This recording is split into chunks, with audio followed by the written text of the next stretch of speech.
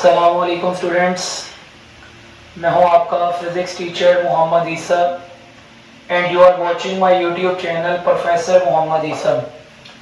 जैसा कि बेटा आप लोग जानते हैं कि हमने सेकंड ईयर के जो न्यू फिज़िक्स की बुक है उसके लेक्चर्स अपलोड करना शुरू कर दिए हैं। तो आज बेटा इसी सिलसिले में तीसरा लेक्चर जो है हम डिस्कस करने जा रहे हैं आपके साथ, that is about the simple harmonic motion. Original lecture में मैंने आपके साथ टर्म्स को डिस्कस किया था और वो कौन सी टर्म्स थी बेटा के terms associated with the vibratory और ऑसिलेटरी मोशन, जिसमें वाइब्रेशन था, टाइम पीरियड था, फ्रीक्वेंसी था, एंगुलर फ्रीक्वेंसी था, एम्पलीट्यूड और इसी के साथ साथ इंस्टेंटेनियस डिस्प्लेसमेंट। जबकि अगर आज के टॉपिक की बात करें तो बेटा टॉपिक का नाम है सिंपल हार्मोनिक मोशन। तो मैंने लास्ट लेक्चर में भी आपको ये बात बताई थी कि बेटा सिंपल हार्मोनिक मोशन जो है, simple harmonic motion is a type of simple harmonic motion is a type of बेटा ऑसिलेटरी और वाइब्रेटरी मोशन। कि बेटा सिंपल हार्मोनिक मोशन जो है वो ऑसिलेटरी और वाइब्रेटरी मोशन की एक टाइप हमारे पास है। जैसा कि आपको इस बात के बारे में मैंने बताया था लास्ट टाइम फर्स्ट वीडियो में, हमने रीस्टोरिंग फोर्स की डेफिनेशन आपको बताई थी कि बेटा रीस्टोरिंग फोर्स दरअसल वो फोर्स है जो बॉडी को उसकी मेन पोजीशन की जानिब लेकर आती है। तो simple harmonic motion is a type of vibratory और ऑसिलेटरी मोशन जो कि किस फोर्स की वजह से प्रोड्यूस होती है, which is produced under the action of restoring force. तो अगला पॉइंट मैं ये मेंशन करूंगा कि द टाइप ऑफ ऑसिलेटरी और वाइब्रेटरी मोशन सो बेटा व्हिच इज प्रोड्यूस्ड, जो कि प्रोड्यूस्ड होती है under the action of, which is produced under the action of restoring force। हमने बेटा आपको restoring force के मुतालिक बाकायदा तौर पे पढ़ाया था कि restoring force दरअसल एक ऐसी फोर्स है जो कि बॉडी को एक्सट्रीम पोजीशन से मीन पोजीशन की जानिब लेकर आती है। that kind of force is known as restoring force। तो आइए बेटा इसी के अगले पॉइंट की तरफ चलते हैं। That is basically about the conditions for simple harmonic motion। कि बेटा हमने कंडीशंस को डिस्कस करना है और वो कंडीशंस बेटा किसके साथ एसोसिएटेड हैं। These conditions are associated with the simple harmonic motion। मिसाल के तौर पर एक, मैंने लास्ट टाइम भी आपको ये एग्जांपल दी थी कि एक शख्स पींग ले रहा है। हम चाहते हैं पींग पर बैठा मौजूद जो शख्स है वो सिंपल हार्मोनिक मोशन करे, तो हमें उस शख्स के ऊपर क्या लगानी पड़ेगी, force. We have to apply the force on that person. अब जैसे ही हम उस शख्स पर फोर्स अप्लाई करेंगे, हमारा फोर्स अप्लाई करने पर वो बॉडी कवर करेगी डिस्प्लेसमेंट। आई मीन टू से कि बेटा जैसे ही उस बॉडी पर फोर्स लगाई जाएगी वो बॉडी कवर करेगी डिस्प्लेसमेंट। द पॉइंट इज हम फोर्स जितनी ज्यादा लगाएंगे डिस्प्लेसमेंट भी क्या होगा, उतना ज्यादा होगा। फोर्स हम जितनी कम अप्लाई करेंगे डिस्प्लेसमेंट भी क्या होगा, उतना कम होगा। तो यही वजह कि मैंने लिखा कि फोर्स का और डिस्प्लेसमेंट का डायरेक्ट रिलेशन है। और एक और चीज, ये आ गया बेटा नेगेटिव साइन। नेगेटिव साइन किस बात को इंडिकेट कर रहा है, नेगेटिव साइन हमें और आपको ये बात बता रहा है कि हमने फोर्स अप्लाई की है फॉरवर्ड डायरेक्शन में और बॉडी आएगी बैकवर्ड डायरेक्शन में। अप्लाइड फोर्स है फॉरवर्ड डायरेक्शन में, बॉडी ने आना है बैकवर्ड डायरेक्शन में। तो दोनों की डायरेक्शन सेम हुई कि ऑपोजिट, दोनों की जो डायरेक्शन है वो ऑपोजिट है। और ऑपोजिट डायरेक्शन ही की वजह से यहां पर हमने कौन सा साइन यूज किया है, नेगेटिव साइन का जो है ना वो इस्तेमाल किया है।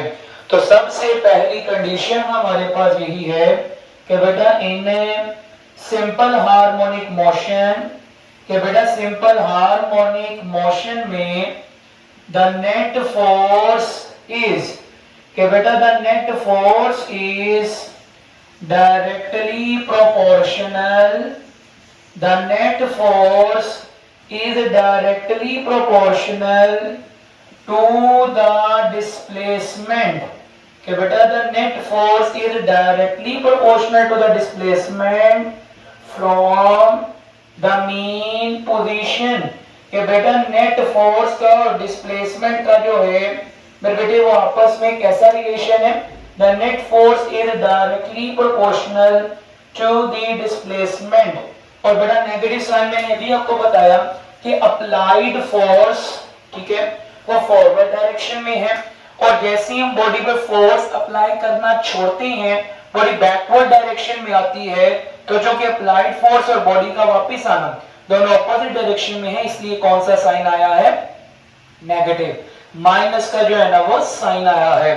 सेकंड, अब इसमें एक और चीज नोटिस कीजिए कि बेटा जैसे ही हम इस प्रोपोर्शनैलिटी के साइन को खत्म करेंगे तो हम जानते हैं प्रोपोर्शनैलिटी को खत्म करने पर दो चीजें आ जाती हैं, एक आ जाता है बेटा इक्वल और एक आ जाता है कांस्टेंट। तो मैंने इक्वल भी लगा दिया है और इक्वल के साथ साथ कांस्टेंट भी लगा दिया, डेट इज के। और अगर हम इस कांस्टेंट के को फाइंड आउट करना चाहते हैं तो बेटा के किस तरह निकलेगा, x k के साथ मल्टीप्लाई हो रहा है और इक्वल के दूसरी तरफ जाकर क्या हो जाएगा, इक्वल के दूसरी तरफ जाकर हो जाएगा डिवाइड। यहां पर k है स्प्रिंग कांस्टेंट। अब बात दरअसल ये सर आप इस डेरिवेशन को आगे क्यों प्रोसीड कर रहे हैं, बुक में तो इसकी डेरिवेशन नहीं है इस टॉपिक में, नो डाउट बुक में इस टॉपिक की डेरिवेशन नहीं है, लेकिन अभी जो प्रॉपर्टी हम डिस्कस करेंगे वो प्रॉपर्टी इसकी डेरिवेशन पे बेस कर रही है, लिहाजा हमारे लिए डेरिवेशन करना नागुज़ीर है, जरूरी है। तो मैंने लिखा k is equal to the f over x, तो बॉडी पे लगाइए फोर्स, एंड बेटा according to the Newton second law of motion, Newton का जो सेकंड लॉ है दैट इज बेटा f is equals to the ma। तो मैं यहां पर फोर्स की जगह मेंशन कर देता हूं f is equals to the ma divided by x भी वैसे का वैसे ही और k भी अपनी जगह पर वैसे का वैसे रहेगा। तो एज ए सेट के बॉडी पे लगाई गई फोर्स बॉडी में एक्सेलरेशन प्रोड्यूस करती है, तो आइए उस एक्सेलरेशन को फाइंड आउट करते हैं। तो बेटा x डिवाइड हो रही है इक्वल के दूसरी तरफ जाकर मल्टीप्लाई, मास मल्टीप्लाई हो रहा है इक्वल के दूसरी तरफ जाकर क्या हो जाएगा, डिवाइड हो जाएगा। तो मैंने जान के बड़ा k को और m को एक ही रो में या एक ही सीट में जो है ना वो लिखा, बिकॉज आई नो, मैं ये बात जानता हूं k है कांस्टेंट और k कौन सा कांस्टेंट है, स्प्रिंग कांस्टेंट है, डिनोमिनेटर में m आ रहा है, m का मतलब है मास, और किसी भी बॉडी का मास वो भी एक कांस्टेंट फैक्टर होता है। तो क्या मैं इस इक्वेशन को इस तरह लिख सकता हूं कि a is equals to the minus constant multiply by x। तो पहला स्टेप क्या था, पहला स्टेप ये था कि हमने प्रोपोर्शनैलिटी को खत्म किया था। तो बेटा जब हमने प्रोपोर्शनैलिटी को खत्म किया था इक्वल और कांस्टेंट आया था, और इसी तरह जब हम कांस्टेंट और इक्वालिटी को हटा देंगे तो कांस्टेंट और इक्वालिटी को हटा के क्या आ जाएगी, प्रोपोर्शनैलिटी आ जाएगी। तो यहां से एक और हमें कंडीशन मिल गई कि acceleration is directly proportional to the displacement, acceleration displacement के डायरेक्टली प्रोपोर्शनल है, और माइनस साइन ये बात बता रहा है कि acceleration is directed toward the mean position.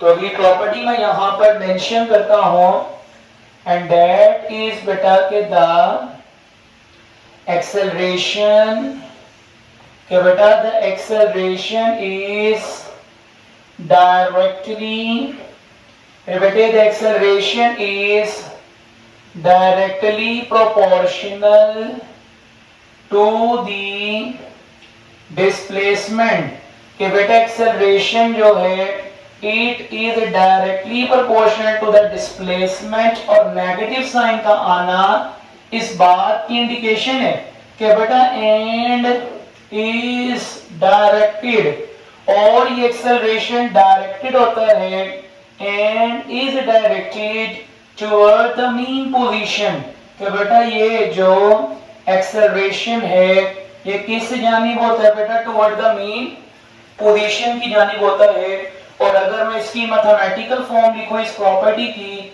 तो that is a proportional minus x. The point कि बेटा a प्रोपोर्शनल माइनस एक्स किस तरह से आता है, ये मैंने आपके सामने डेरिवेशन कर दी है।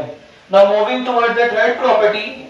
तो बेटा थर्ड प्रॉपर्टी हमारे पास ये है कि बेटा द फोर्स एंड डिस्प्लेसमेंट, कि बेटा ये जो फोर्स और सेकंड चीज डिस्प्लेसमेंट है, कि जैसे ही हम और आप बॉडी पर फोर्स अप्लाई करते हैं, फोर्स के अप्लाई करने से डिस्प्लेसमेंट आता है। सो बेटा the force and displacement is, या force and displacement should hold, या यू भी कह सकते हैं बेटा कि शुड फॉलो हुक्स लॉ, कि बेटा इसे जो है वो हुक्स लॉ को फुलफिल करना पड़ेगा। अब हुक्स लॉ क्या था, हमने सिखा रखा है आपको बेटा कि हुक्स लॉ ये है कि जब भी हम किसी बॉडी पर फोर्स अप्लाई करते हैं, फोर्स के अप्लाई करने से उसमें एक्सटेंशन या कंप्रेशन आती है, तो वो एक्सटेंशन और कंप्रेशन फोर्स के डायरेक्टली प्रोपोर्शनल है। फोर्स जितनी ज्यादा लगाएंगे एक्सटेंशन उतना ज्यादा होगा, फोर्स बॉडी पे जितनी कम अप्लाई करेंगे एक्सटेंशन उतना कम होगा। ठीक है, तो आगे चलते हैं कि बेटा the force and displacement should follow Hooke's law and here बेटा K इज स्प्रिंग कांस्टेंट, कि बेटा जो K हमारे पास है ना, that is spring constant, that indicate the बेटा नेचर ऑफ द स्प्रिंग, जो कि किस चीज को इंडिकेट करेगा? स्प्रिंग की जो नेचर है उसके बारे में हमें बताएगा। Is that clear to you?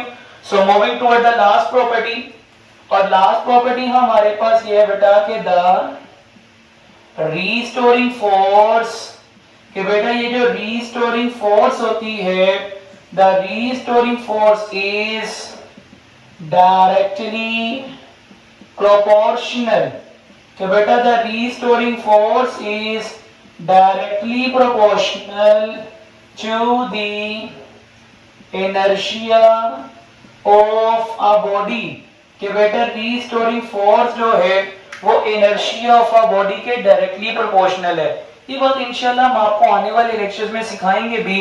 ये बात तो सिखा दी थी कि बेटा रीस्टोरिंग फोर्स वो फोर्स है जो कि बॉडी को एक्सट्रीम पोजीशन से मीन पोजीशन की तरफ ले जाती है, लेकिन वो फैक्टर जो बॉडी को मीन पोजीशन से एक्सट्रीम लेकर जाता है, दैट इज इनर्शिया। ठीक है, तो रीस्टोरिंग फोर्स जो है वो इनर्शिया के प्रोपोर्शनल होने का मतलब ये है कि बॉडी पर रीस्टोरिंग फोर्स जितनी ज्यादा लगेगी या बॉडी में रीस्टोरिंग फोर्स जितनी ज्यादा होगी, उसका इनर्शिया भी क्या होगा? उतना ज्यादा। इनर्शिया ज्यादा होने का मतलब है कि बॉडी अपनी मेन पोजीशन पर जो है वो स्टॉप नहीं करेगी। जैसे अगर मैं डायग्राम के जरिए अगर इसको एक्सप्लेन कर दूं कि लाइक बेटा यहाँ हमारे पास एक स्प्रिंग है, स्प्रिंग के साथ अगर हम एक मास को अटैच कर दें, तो जैसे मास को एक्सट्रीम पोजीशन ए पे ले जाके छोड़ेंगे, बॉडी ए से कहां पर आएगी? ओ पर। ए से ओ पर लाने वाला जो फैक्टर है दैट इज रीस्टोरिंग फोर्स, लेकिन बॉडी ओ पर स्टॉप नहीं करती बल्कि ओ से कहां चली जाती है? बी पर। तो बेटा वो फैक्टर जो बॉडी को ओ से बी लेकर जाता है दैट इज इनर्शिया। तो बहुत ही छोटा सा पॉइंट था, सिंपल हार्मोनिक मोशन, जिसको आपके सामने बेटा डिटेल में एक्सप्लेन कर दिया गया है। तो इस वीडियो को अच्छे से जो है वो वॉच कीजिएगा और सारे पॉइंट्स जो है उसको मेंशन भी कर लीजिएगा। तो आपसे मुलाकात होगी इंशाल्लाह नेक्स्ट वीडियो में, तब तक के लिए इजाजत दीजिएगा। खुदा हाफिज और नासिर।